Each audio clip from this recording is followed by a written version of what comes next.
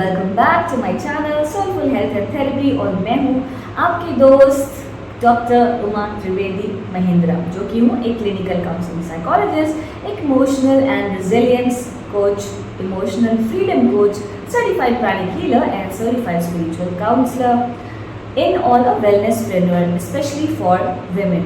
Friends, अब मैं थोड़ी सी आपको एक बार फिर से रिवाइज कराऊंगी कॉन्सेप्ट। एकादशी का 11th डे होता है किसी भी लूनर साइकिल का। लूनर मीन्स मून साइकिल, जो कि 15-15 दिन की होती है। मून डूबता है, रिड्यूस होता है साइज में और बढ़ता है, यानी कि वैक्सिंग एंड वेनिंग। वेनिंग मतलब चंद्रमा का कम होना, रिड्यूस होना साइज में।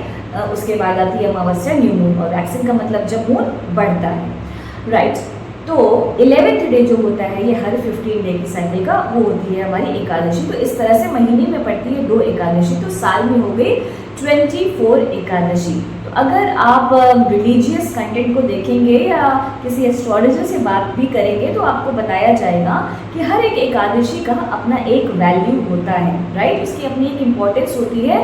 कुछ खास कॉस्मिक अलाइनमेंट होते हैं प्लैनेट्स के हर एक एकादशी पे, जिससे आप ये गेस कर सकते हैं, एस्टिमेट लगा सकते हैं कि अगर आपको कोई विशेष कार्य करना है तो उसके लिए ये सही टाइम है कि नहीं। तो देखिए, बीइंग एन इंडियन और भारत की धरती पे जो पैदा हुए हैं, जिनका मूल जो फंडामेंटल्स है, ओरिजिन है, फाउंडेशन वो भारत में है, हम सभी इस बात को ज़रूर सुनते आए हैं। हम सभी के माता पिता, कोई ना कोई नाना नानी, दादा दादी, कोई ना कोई घर में एकादशी का व्रत ज़रूर रखते होंगे। और वो इसलिए क्योंकि हमारे जीवन के जो दुख और सुख हैं वो टोटल बैलेंस शीट है हमारे कर्मों की। Yes friends, Karma is above everything.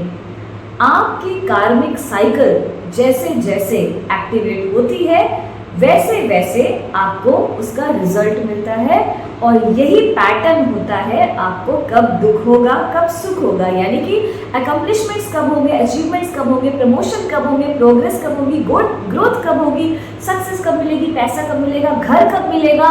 सब कर्मों का साइकिल है। उसके बाद सब कुछ आ गया, अहंकार भी आ गया, गलत कर्मों का खाता भी शुरू हो गया, तो बिजनेस में लॉस हो गया, आने वाले पैसे कहीं पे अटक गए, कोई इम्पोर्टेंट काम था रुक गया। It's all in the Karma. तो उस कर्मा को सही करने के लिए एकादशी के दिन से अच्छा शायद ही कुछ हो।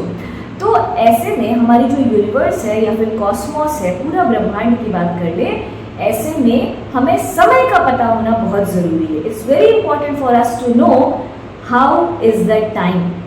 टाइम साइकिल में चलता रहता है, किसी के लिए रुकता नहीं है। आप सोओगे, सोते रह जाओगे, अमृत वेला मिस हो जाएगा। ब्रह्म मुहूर्त का इंपॉर्टेंस हमेशा है, राइट। तो अपने कर्मों को रीसेट करने का टाइम होता है एकादशी। अब कौन से कर्म आपके अटके हैं? बच्चे के लिए व्रत रखना, फास्टिंग करना, कि आपका जो बेटा है घर में या कई बच्चे हैं आपके, सारे ही बच्चों की प्रोग्रेस हो, उनकी बुद्धि अच्छी हो, उनके जीवन में शांति आए, उनको डिवाइन इंटेलिजेंस मिले। बहुत सारे माता या फिर पिता इस संकल्प को रख के एकादशी का व्रत करते हैं, खासतौर पे बेटों के लिए, क्योंकि हाई एनर्जी है, डिस्ट्रैक्ट हो जाते हैं। घर में अबंडेंस आए, इसके लिए रखते हैं।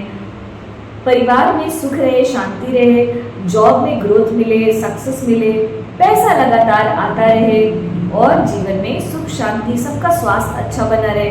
तो सबका अपना अपना संकल्प होता है कि हर एक एकादशी पे आप क्या संकल्प लेके उस एकादशी को फॉलो करते हो।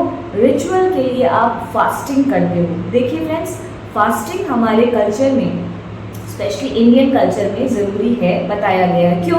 क्योंकि ये ancient, the most ancient land है India, and this is the land of sages and saints, right. महर्षियों की, ऋषियों की, मुनियों की, तपस्वियों की धरती है ये जो भारत भूमि है। और वो जो ऋषि होते थे वो बहुत गहन तपस्या करते थे, काफ़ी लॉन्ग टाइम तक करते थे। अब आप अपना डेली रूटीन देखिए। आप अगर कुछ हैवी खा लेते हैं, कुक्ड फूड खा लेते हैं बिना किसी फ्रेश फ्रूट के या बिना प्रॉपरली पानी पिए, तो क्या आपका डाइजेस्टिव सिस्टम बराबर रहता है? बिल्कुल नहीं हो सकता। तो इसको सेट करने के लिए, आपकी बायोलॉजिकल क्लॉक को रीसेट करने के लिए, आपके मेटाबॉलिज्म को रीसेट करने के लिए फास्टिंग बहुत ही इम्पॉर्टेंट रिचुअल है, सेरेमनी है, इवेंट है, प्रोसेस है जिसको कि हमें करना चाहिए। और खास एकादशी पे क्यों बोला जाता है फास्टिंग करो? एक तो सैक्रिफाइस की फीलिंग।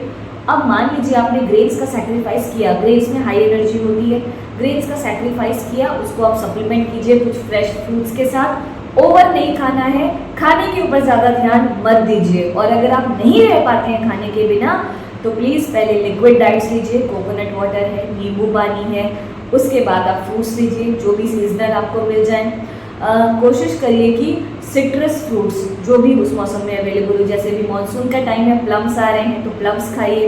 ये जो सिट्रस फ्रूट्स होते हैं, जूसी फ्रूट्स होते हैं, एंटीऑक्सीडेंट होते हैं और आपकी बॉडी में जाके फ्री रेडिकल्स को निकालते हैं। तो एकादशी के टाइम में ऑलरेडी ऊर्जा जो ब्रह्मांड में होती है, कॉस्मोस की एनर्जी बहुत ज़्यादा होती है। तो अगर आप खाएंगे ऐसे में, कुक्ड फूड लेंगे और फायर डाल रहे हैं आप सिस्टम में, ग्रेन्स डाल रहे हैं और एनर्जी डाल रहे हैं, क्या होगा? एक्सप्लोजन होगा, लड़ाई होगी, झगड़े होंगे, फ्रस्ट्रेशन होगी, इरिटेशन होगी, गुस्सा आएगा, कॉन्फ्लिक्ट हो जाएंगे। ऐसा मत करिए, ठीक है? तो जब आप भूखे रहते हैं, राइट, जब आप सुबह को देखिए, एक बार बाउल्स क्लियर होने के बाद आप जितना हो सकता है काम कर पाते हैं जब तक आप कुछ खा नहीं लेते हैं, स्पेशली जब तक कुक्ड फूड नहीं खाते हैं। और इसलिए हमारे बहुत सारे इंपॉर्टेंट टास्क जो होते हैं वो कोशिश करते हैं कि मॉर्निंग में फ्रेश होने के बाद, नहाने धोने के बाद, पूजा करने के बाद जो हमारा इंपॉर्टेंट काम है वो पहले कर लें, जिसमें हमको ज़्यादा फोकस करना है। क्योंकि एक बार खाना खा लिया तो फिर तो हम ढीले हो जाएंगे। तो ये खुद समझिए इसका साइंटिफिक रीज़न कि जब तक आपको थोड़ी सी भूख रहती है या भूख तक आपकी बॉडी रेडी नहीं हो जाती है, आपका दिमाग फास्ट काम करता है। और भूख थोड़ा सा लगने दीजिए, भूख लगने में भी वो जो स्कार्सिटी की फीलिंग आती है तो जो दिमाग होता है वो तेजी से काम करने लग जाता है, क्योंकि थोड़ा सा पैनिक मोड उसको आ जाता है, which is okay, healthy level पे विच इज़ ओके, क्योंकि इंपॉर्टेंट टास्क कंप्लीट करने के लिए आपको फोकस डेफिनेटली चाहिए। खाना बॉडी में पड़ गया तो फिर ब्रेन सिग्नल देने लगेगा बॉडी को, खाने को बचाओ, खाने को बचाओ, तो आपकी एनर्जी डाइजेशन में चली जाती है, इसलिए नींद आती है, सिस्टम स्लो डाउन हो जाता है। समझ गए? तो एकादशी पे फास्टिंग करना क्यों ज़रूरी है? बॉडी डिटॉक्स करना ज़रूरी है। जब बॉडी अपने बाकी के कामों से फ्री होगी तो उसकी हीलिंग शुरू होगी और वो जो डिवाइन एनर्जी कॉस्मोस से आ रही है आप उसको कैच कर पाओगे। रिमेंबर, क्राउन चक्र होता है टॉप ऑफ द हेड, तो इसलिए उस दिन की एनर्जी को एब्जॉर्ब करने के लिए आपको फास्टिंग ज़रूर करनी चाहिए। ऑलराइट, और क्या बताना है इस वीडियो में? करेक्ट, एकादशी का संबंध, रिलेशन डायरेक्टली विष्णु जी से होता है। अच्छा, विष्णु जी कौन है इस पे बताना था मुझे। यस, देखिए, विष्णु जी को जब भी आप देखेंगे तो उसमें दिखाया जाता है चतुर्भुज, और विष्णु है वो शक्ति जो कि ब्रह्मांड का पालन करती है। स्पेशली ये जो दुनिया में कारोबार चलता है, फिजिकल वर्ल्ड की अगर हम बात कर ले तो लेन देन, आदान प्रदान, रिलेशनशिप, काम धंधा जो भी चलता है उस सब का हेड बनाया गया है प्रोटेक्टर विष्णु जी को, कि भाई आप सारे कार्य लोगों के संपन्न कराओगे, लोगों की पालना करोगे, ठीक है। लेकिन विष्णु कोई एक एंटाइटी नहीं है, विष्णु चतुर्भुज है, और वो चतुर्भुज का मतलब होता है लक्ष्मी और नारायण। अब मुझे कमेंट करके ये ज़रूर बताइएगा कि आपको ये बात पता थी कि नहीं। विष्णु जो कि चतुर्भुज फिगर आप देखते हैं अभी तक पुराणों में, वो एक पर्सन ह्यूमन बीइंग नहीं है, वो डबल एनर्जी है, masculine and feminine, divine masculine and divine feminine. इसका मतलब क्या हुआ कि हर मनुष्य को man should become like Narayan and women should become like goddess Lakshmi. तो ऐसा टाइम इसी धरती पर था जब धरती को स्वर्ग कहते थे, और इसी धरती पे नर जो था वो नारायण था और नारी जो थी वो लक्ष्मी थी। आज के कॉन्टेक्स्ट में आपको ये बात समझना बहुत बहुत ज़रूरी है, क्योंकि बहुत सारा जो जेंडर को लेके कॉन्फ्लिक्ट हो रहा है, हमारे रोल्स को लेके कॉन्फ्लिक्ट हो रहा है, रिलेशनशिप की बैंड बजी हुई है, फैमिली का कॉन्सेप्ट तो धुंधला सा होता चला जा रहा है। भाई सबको इंडिपेंडेंट बनना है, अच्छी बात है, इंडिपेंडेंट बनिए, पर फैमिली कहाँ गई? बच्चे क्या सोचें, वो क्या बेस बनाए, क्या फाउंडेशन बनाए? उन्हें पढ़ना है, लिखना है, पैसे कमाने हैं, उसके बाद क्या? Have you forgotten the role of women have you forgotten the role of feminism, divine feminine?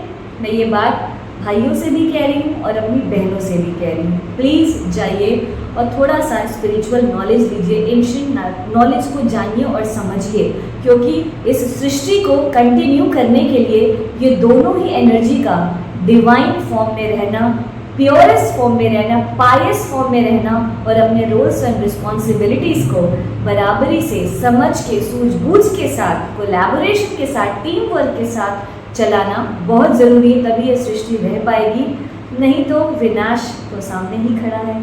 तो ये थी आज की सेकेंड टिप या फिर वीडियो का सेकेंड पार्ट, जो कि विष्णु चतुर्भुज के ऊपर था।